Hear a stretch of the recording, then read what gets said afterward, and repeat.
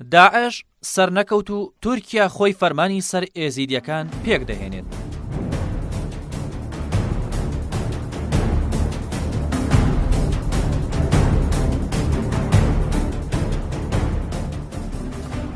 هێرشە ئاسمانیەکانی تورکیا لە سێ ڕۆژی ڕابردوودا بەچڕی لەسەر شەنگال دەستی پێکردوتەوە.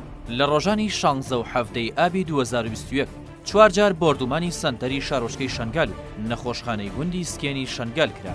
بەهۆی هێرشەکەی ناوبازاڕی کۆنی شەنگالیشەوە سعید حەسەن فەرماندەی گشتی یەکینەکانی بەرخۆدانی شەنگال و شەڕڤانێکی یەبەشە شەهید بوون و سێ هاوڵاتی مەدەنیش بریندار بوون.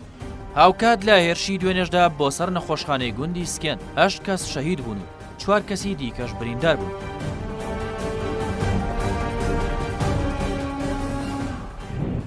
لە 4 ساڵی ڕابردوو ئەمە حوتەمین جارە تورکیا هێرشی ئاسمانی دەکاتە سەر شەنگال.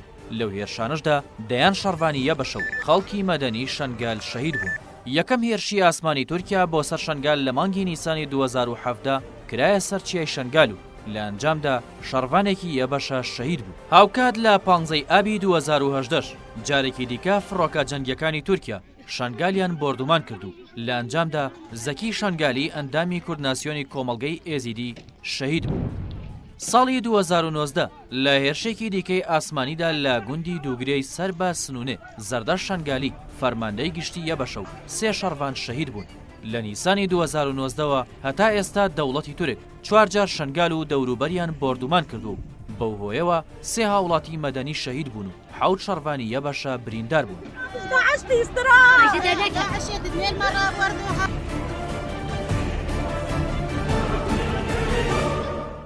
هێرشەکانی تورکیا لەکوێوە ئەنجام دەدرێن؟ خاڵی ئەنجامدانی هێرشە ئاسمانیەکانی تورکیا بۆ سەر شەنگال لە سەربازگەی بەعشیقەوە ئەنجام دەدرێن کە ساڵی 2015 تورکیا بە بیانووی شەڕی داعش بە دووری 12 کیلۆمەتر لە باکووری ڕۆژهەڵاتی مووسڵ دایمەزراندووە و نزیکەی 3000 سەربازی تێدا جێگیر کردووە. لە دوای ئازادکردنی شەنگال لە ساڵی 2015 هێرشەکانی تورکیا بە پاساوی هەبوونی گەریلانشینی پەکەکە بۆ سەر شەنگال دەستی پێکردووە.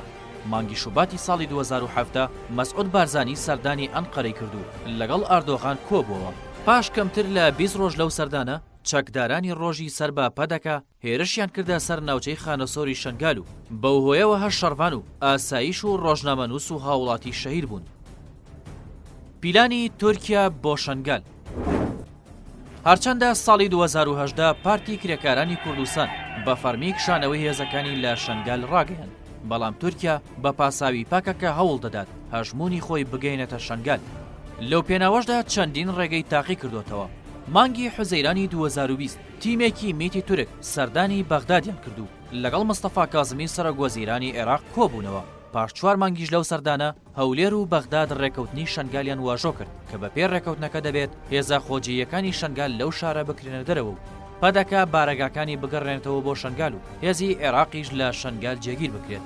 ئەوەش هەرزوو ناڕەزایەتی توندی ئێزیدیەکانی لێکەوتەوە و وەک شکاندنی ئیرادە و هێزی شەنگالیەکان و دووبارەکردنەوەی فەرمانێکی دیکە لە قەڵەمیاندا. هەرچەندە زیاتر لە دەمانگ بەسەر ئەو ڕێکەوتنەدا تێپەڕیوە و نەتوانراوە جێبەجێ بکرێت. لە حوتەمین ساڵیادی داگیرکردنی شەنگالیشدا مەسعود بارزانی سەرۆکی پەدەکە پەیامێکی بڵاو کردەوە و ئاماژەی بەوە کرد. شەنگال لە دەستی کۆمەڵێک هێز و چەکدارە کە هیچ پەیوەندیان بە بەرژەوەندی شەنگال و ئێزیدیەکانەوە نییە. ئەو دۆخەنە ئاسایی و نایاسایی ئێستا لە شەنگالدا هەیە هەتا سەر نابێت. ئەوەی جێی سەرنجە تا ئێستا عێراق و جیهان بێدەنگیان هەڵبژاردووە بەرامبەر ئەو هێرشانە. کۆمەڵگەی ئێزیدی و دەستگا و دامەزراوەکانیان ئەو هێرشانە وەک پیلانگێڕی و فەرمانێکی نوێ لە قەڵەمی دەدەن کە هێزی نێودەوڵەتی و ئیقلیمیشی تێدایە و ئەوە دەخەنە ڕوو کە تورکیا ئەو پیلانەی ڕێخستووە و شوێنپێکانی داعش هەڵدەگرێتەوە. بەس بلا هەر ئینسانێک زانبە، بلا ئەو دەوڵەت زانبە، بلا دەوڵەتە عێراقی زانبە، بلا کوردستان زانبە، بلا دەوڵەتێ نامنەتەوەی زانبن. یەکش مە بمینە ئەم دەفش چای شنگالێ بەرنادن. یەک بمینامێ دوێ درێ دەست بەرخۆ بدن ئەمێ ناوێت تاوسی مەلەک بانکن. ئەشبەر ئەو لێ بزەحمەتە ئەم دەفژێ بەرنادن.